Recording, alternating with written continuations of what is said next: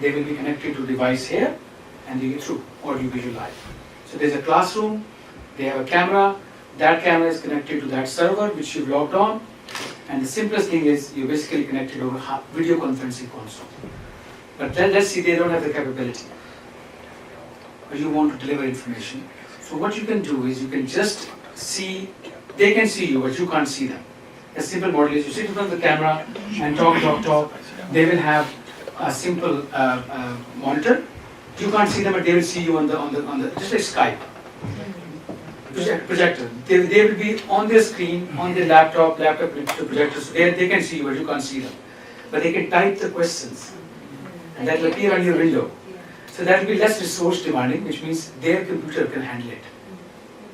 Okay? That's the second model of a live conference. And that's what Apna does, I think. Apna exactly this. The questions come as it They come. You can even say, look, Dr. So I've just got your question. So you can basically take his name, tell his location on the screen, and say, well, I'm answering you and all the people who are listening.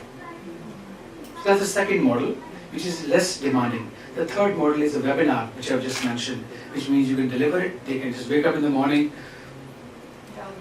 they can just log on, and they have nothing else to do. Let's listen to lectures.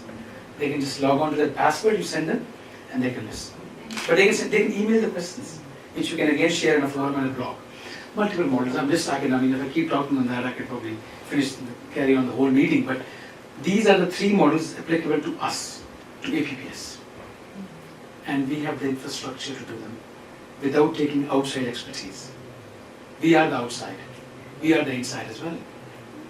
So there is nothing lost in translation. When doctors can do IT, there is nothing lost in translation.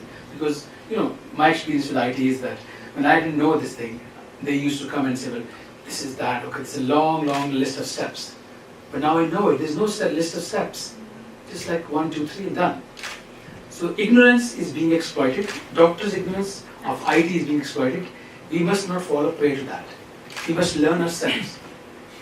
This is what I have done. I've worked hard on that. Now I don't spend time, but I used to spend time. So I encourage professionals here, whether non-doctors, to learn IT so that you become your own boss. You don't have to depend on people. There's no secret in IT. And Dr. Hafiz sitting here, he's one of the pioneers along with the gentleman there about great software. And he's made a wonderful report.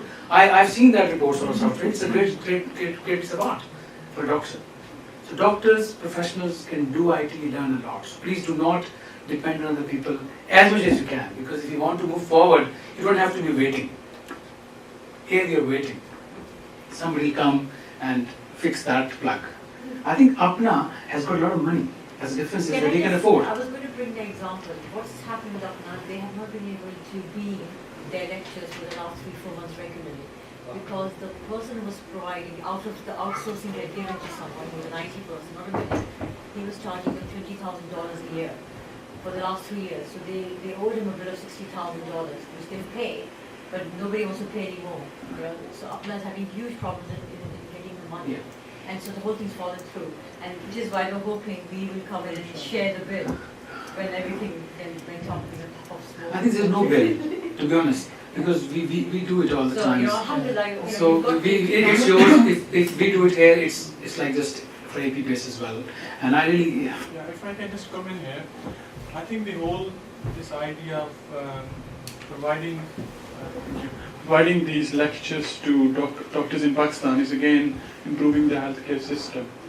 And when we can deliver lectures from here, we can ask even local white consultants, professors who are specialists in some of the areas wherever doctors haven't even reached, and they can provide that facility. I obviously having a lot of discussion for the last 6 months. We've been working on these models and how to go forward. I had communication when I went to Pakistan with a lot of people there, and I think that there is not a single person, chief executive of Lady Reading Hospital, which is 1500 bedded hospital in Peshawar. They have a deanery postgraduate qualification, like postgraduate deanery here. They can link up with all the hospitals, and they have the equipment. They said, we've already got everything in place, you just need to link with us, and the whole Khyber Pakhtunkhwa is covered, because the whole lecture, they already do it. Lectures from Peshawar But obviously, we just need to provide the Even if they service. don't have it, they have medical companies. They can sponsor big seminars. All we have to do is, we can have a place where we do a lecture, 5 or 6 people coming in, and it's best to have audience there as well, because a person on the stage will get heated up, he'll enjoy it more. So he's not only talking to them, and people in Pakistan are not listening to him, they're listening to the questions here as well. Yeah. So The more it'll be interactive wonderful. sessions are, the more Yeah, yeah, interesting. And one of our programs, I have a small TV channel called TV Apex. We are doing cricket coaching program. And there we have two-way conversation.